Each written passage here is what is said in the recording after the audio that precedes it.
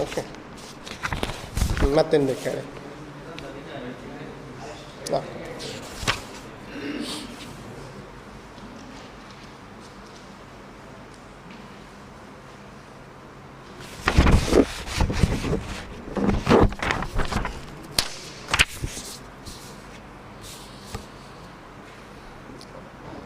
ತಮಗೆಲ್ಲ ತಿಳಿದಿರುವ ಹಾಗೆ ಸ್ಟೇಷನ್ ಬಜಾರ್ ಪೊಲೀಸ್ ಸ್ಟೇಷನಲ್ಲಿ ಒಂದು ಅತ್ಯಾಚಾರ ಪ್ರಕರಣ ವರದಿಯಾಗಿತ್ತು.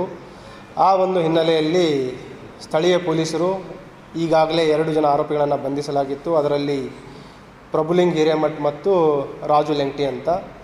ಈ ತನಿಖಾ ಸಮಯದಲ್ಲಿ ನಮಗೆ ದೊರೆತ ಸಾಕ್ಷ್ಯಾಧಾರಗಳ ಮೇರೆಗೆ ಮತ್ತು ಕಲೆ ಹಾಕಿದ ಎವಿಡೆನ್ಸಸ್ಗಳ ಮೇರೆಗೆ ಮತ್ತು ವೈಜ್ಞಾನಿಕವಾಗಿ ದೊರೆತ ಸಾಕ್ಷ್ಯಾಧಾರಗಳ ಮೇರೆಗೆ ಐ ಟಿ ಆ್ಯಕ್ಟ್ನ ಸೆಕ್ಷನ್ಗಳನ್ನು ಕೂಡ ನಾವು ಇದಕ್ಕೆ ಅಳವಡಿಸ್ಕೊಳ್ಬೇಕಾಯಿತು.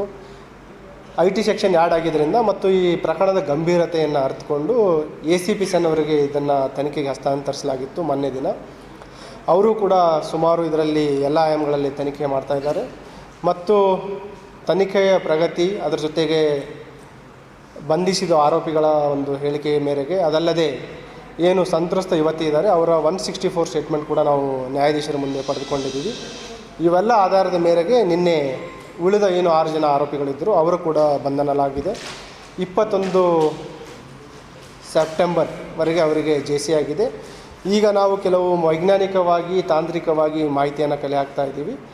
ಆದಷ್ಟು ಬೇಗ ಈ ಎಲ್ಲ ಆರೋಪಿಗಳನ್ನು ಮತ್ತೆ ನಾವು ಪೊಲೀಸ್ ಕಸ್ಟಡಿಗೆ ಪಡೆದುಕೊಂಡು ಹೆಚ್ಚಿನ ವಿಚಾರಣೆಯನ್ನು ಮಾಡ್ತೀವಿ. ಅವರಿಗೆ ನೋಟಿಸ್ ಕೊಟ್ಟಿತ್ತು.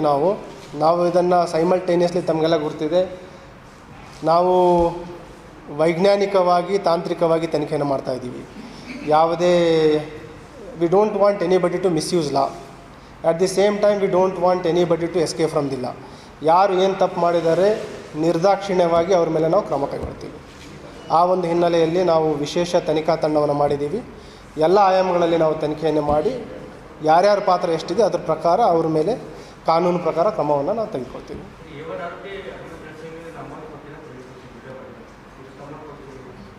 ಅದನ್ನೇ ಹೇಳಿದೆ ನಾನು, we are in the process. ಈ ಹಂತದಲ್ಲಿ ಖಚಿತವಾಗುವವರೆಗೆ ನಾನು ತಮಗೆ ಹೇಳಲಿಕ್ಕಾಗಲ್ಲ. ಎಲ್ಲ ಆಯಾಮಗಳಲ್ಲಿ ನಾವು ತನಿಖೆ ಮಾಡ್ತಾಯಿದ್ದೀವಿ. ಸೊ ಒಂದು ಕಂಪ್ಲೀಟ್ ಚಿತ್ರಣ ಬಂದ ನಂತರ ತಮಗೆ ಮಾಹಿತಿನ ನೀಡ್ತೀನಿ.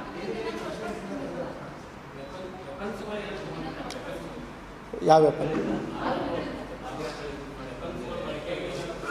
ವೆಪನ್ಸ್ ಇಲ್ಲ. ಇದರಲ್ಲಿ ಕೃತ್ಯಕ್ಕೆ ಉಪಯೋಗಿಸಿದ ವಾಹನಗಳ ಸೀಸ್ ಆಗಿದೆ. ಅದಲ್ಲದೆ ಇವರ ಏನು ಮೊಬೈಲ್ ಫೋನ್ಗಳಿದೆ ಅದನ್ನೆಲ್ಲ ವಶಪಡಿಸ್ಕೊಂಡಿದ್ದೀವಿ. ಅವುಗಳನ್ನು ನಾವು ಈಗ ಫೋರೆನ್ಸಿಕ್ ಎಕ್ಸ್ಟ್ರಾಕ್ಷನಿಗೆ ಅದನ್ನು ನಾವು ಕಳಿಸ್ತಾ ಇದ್ದೀವಿ, ಡೇಟಾ ರಿಟ್ರೀವಲ್ಗೆ.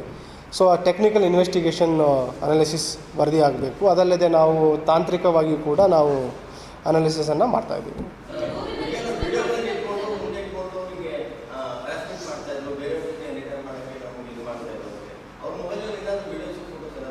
ಅದನ್ನೇ ಇದೆ, that we have to wait till analysis report comes.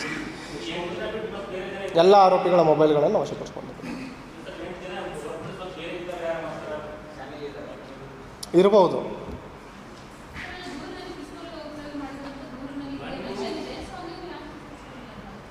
ಈ ದೂರಲ್ಲಿಲ್ಲ,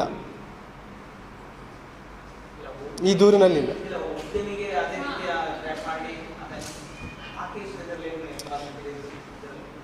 ಅದನ್ನೇ we need time to systematically and professionally investigate.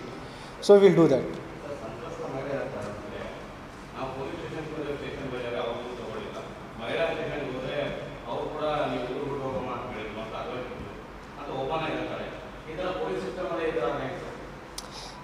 ಏನಾಗಿದೆ ನಿಮಗೆ ಈಗಲೂ ಹೇಳ್ತಾ ಇದ್ದೀನಿ. ಈಗ ಉದಾಹರಣೆ, ಈಗ ಕೇಸ್ ಇದು ರಿಜಿಸ್ಟರ್ ಆಗಿದ್ದು 16/9. ಇಲ್ಲಿವರೆಗೆ ಯಾರು ಹೆಚ್ಚಿನ ಮಹಿಳೆಯರು ಅಥವಾ ಸಂತ್ರಸ್ತರು ಏನಾದರೂ ಇದ್ದರೆ ಬಂದು ನಮಗೆ ದೂರು ಕೊಡಲಿ, ಅವ್ರ ಗೌಪ್ಯತೆಯನ್ನು ಕಾಪಾಡ್ತೀವಿ, ಅವ್ರಿಗೆ ರಕ್ಷಣೆ ಕೊಡ್ತೀವಿ. ಅದಲ್ಲದೆ ಯಾರಾದರೂ ಉದ್ಯಮಿಗಳು, any persons who have become victim of this racket, they can come and give complaint. We will Azure them strict legal action ಅಷ್ಟನ್ನು ಹೇಳ್ಬೋದು.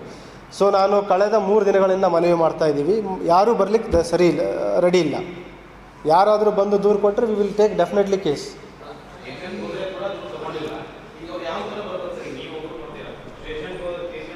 ನೇರವಾಗಿ ನನ್ನ ಹತ್ರ ಬರ್ಲಿಕ್ಕೆ ಹೇಳಿ. ಏನಾಗ್ತಾ ಇದೆ ಇದರಲ್ಲಿ, ನೈಜತೆ ಏನೋ ಇರುತ್ತೆ, ಮಾತಾಡೋದು ಬೇರೆ ಇರುತ್ತೆ. So let us be very frank. If somebody wants justice, let them come to us, we assure them justice.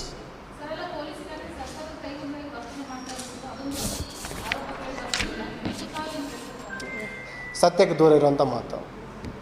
ಕಾನೂನು ಇರೋದು ಎಲ್ಲರಿಗೂ same. Let's uphold the law.